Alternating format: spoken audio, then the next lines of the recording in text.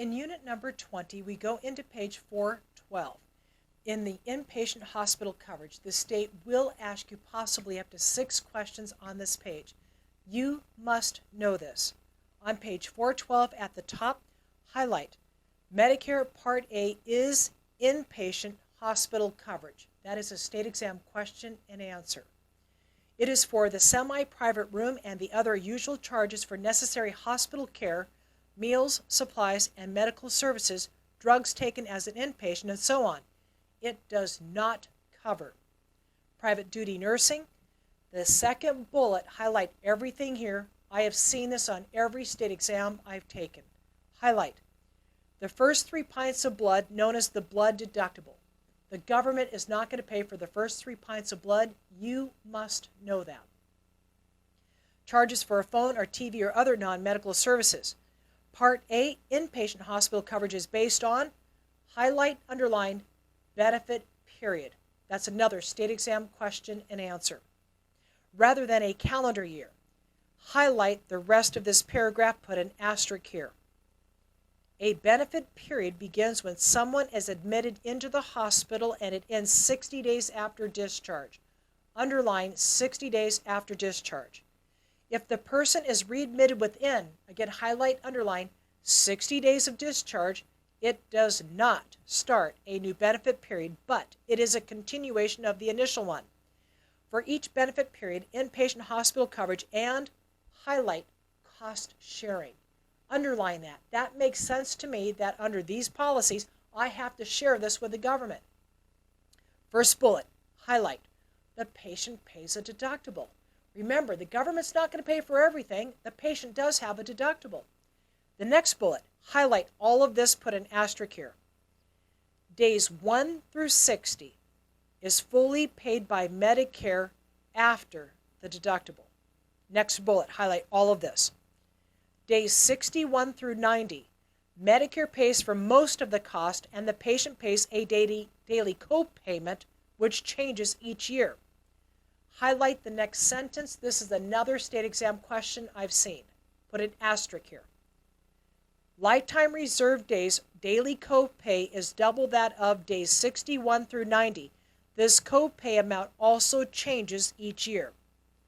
Underneath the graph on page 412, we go into skilled nursing facility known as an SNF. The state will probably ask you this. We've seen it before. Highlight. A skilled nursing facility known as an SNF is for people that need round-the-clock medical care provided by licensed nurses, but does not need the acute care provided by a hospital. A facility that provides only intermediate, less than round-the-clock medical care or custodial care, which is help with the activities of daily living such as an ADL, such as eating, bathing, and so on, is not a skilled nursing facility. Highlight, underline this last sentence, put an asterisk here. Intermediate care and custodial care are not covered by Medicare. Make sure you know that. On page 213 at the top, Medicare covers skilled nursing facility care if, highlight these 2 bullets, put asterisks here. These have been on every state exam I've taken. It is a Medicare-approved facility and the skilled nursing facility stay begins immediately after release from a hospital stay of at least 3 days. Underline at least 3 days, put an asterisk here. Later in this course, we're going to talk about long-term care. The people who purchase long-term care have bought a Bentley of a policy. And if you're buying a Bentley of a policy, you do not need to be in the hospital 3 days prior. But if you're using the government's policy, they want you to prove that you need that skilled nursing facility, so you must be in the hospital 3 days prior. That makes sense to me, and the state may ask you that question a couple times. On page 413, to the right of your graph, highlight skilled nursing facility is known as an SNF. It is for medical treatment, and the next bullet, highlight all of this. Following a hospital stay of at least 3 days, put an asterisk here. On page 414, we go into hospice care.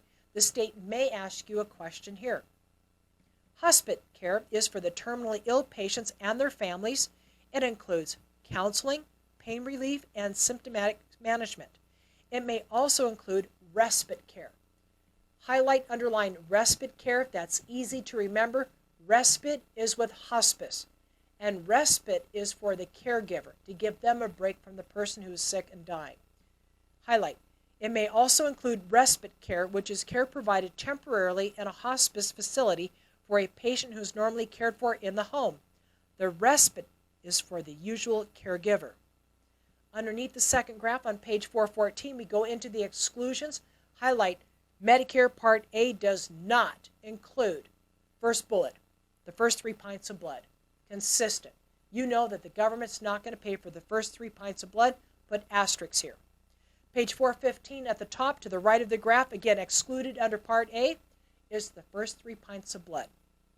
Go all the way down to the bottom on Medicare Part B. Remember, that's for the physicians, and we have to pay for this, and we have to have Part A. Highlight, enrollment. Individuals who enroll in Part A are automatically enrolled in Part B unless they request otherwise. The next sentence is a state exam question. Part B is optional and requires a monthly Part B premium. The state will ask you this. The Part B monthly premium is tied to an individual's income level and is deducted from Social Security monthly benefit check. Again, you just saw the word monthly benefit check. Again, you know that for the purpose of your state exam, all of these health insurance policies all pay on a monthly benefit except workers' comp. That's what you need to know for the state exam. The last sentence, or last paragraph on page 415, highlight this. If Part B enrollment occurs before the month the individual reaches age 65, coverage begins on the first day of that month, the same as Part A coverage. If an individual initially declines Part B enrollment, they can enroll during, underline the rest of this paragraph, during the general enrollment period, which occurs each year from January 1st through March 31st, and coverage begins on the following July 1st. Absolutely make sure you know what general enrollment means. Remember, we have annual open enrollment. That's like from October, in the middle of October to somewhere in December. That is the annual open enrollment. The state's going to ask you about general enrollment, and that is from January 1st through March 31st. Then coverage does not begin until July 1st. Those are state exam questions that you will most likely be asked. On page 416 at the top to the right of the graph, highlight all of these bullets to the right of that graph. Make yourself a note. You must know this. On the bottom of page 416, we go into the cost sharing amount. Highlight this last paragraph. You already know the answer. If the state asks you this multiple times, keep your answer the same. Highlight. Medicare Part B has an annual deductible that changes each year and also a 20% coinsurance. Any part of the 3-pint blood deductible that has not been met under Part A must be met under Part B. Those are all state exam questions. You've seen them before again and again. You know exactly how to answer these questions. On page 417, we go into the claims process. I believe there's a state exam question here. Let's read. Medicare determines what a reasonable charge is for a particular service, and the patient must pay the difference if the actual charge is more, unless the doctor or the supplier agrees to accept an assignment. Highlight, underline assignment, put an asterisk here. The state will ask you what assignment means. Highlight. This means that the doctor or the supplier will accept the Medicare's approved amount as full payment and cannot legally bill the patient for anything above that amount. Doctors and suppliers are not required to accept an assignment. Again, another state exam question. They're going to make sure you know what the assignment means. On the bottom of page 417, we go back into the exclusions. And again, highlight, Medicare Part B does not cover. Again, ask yourself why. Why? Well, routine foot, vision, or dental or hearing care. That's easy to remember. So again, think of your body kind of like a car. You're using it, you're wearing it out, and eventually some things are going to go. So again, your eyes, as we get older, I need glasses now, right? Hearing, I can't hear as good as I used to. And again, I may not be able to walk as good as I used to. So again, think of your body kind of like a car, it's wearing out. And because it is certain to happen, the insurance companies are not responsible. So that's how I kind of remember this part of the book. I think of my body like a car. And if it's a maintenance issue, they're not going to pay for it because there's no risk. It's not if it's going to wear out, it's going to be when. And as our bodies naturally get older, some things are going to start wearing out. Eyes, ears, body, feet. Yeah, you got this. On page 418, we go down to the bottom. We go into Medicare Part C on the Medicare Advantage plans. Every state exam I've taken has asked me questions here. Highlight the last paragraph on page 418. It says, Medicare Part C, Medicare Advantage, distinction from Part A and B. Medicare Part A and B were originally signed into law in 1965, and they are referred to as the original Medicare. Both parts operate on a fee-for-service basis. On top of page 419, let's read. In the 1990s, a new option, highlight, Medicare Part C is called the Medicare Advantage, was enacted. Private companies contract with Medicare to provide Medicare beneficiaries with their Part A and B coverage and some additional benefits for usually an additional cost. Highlight the next sentence. Many Medicare Advantage plans include prescription drug coverage.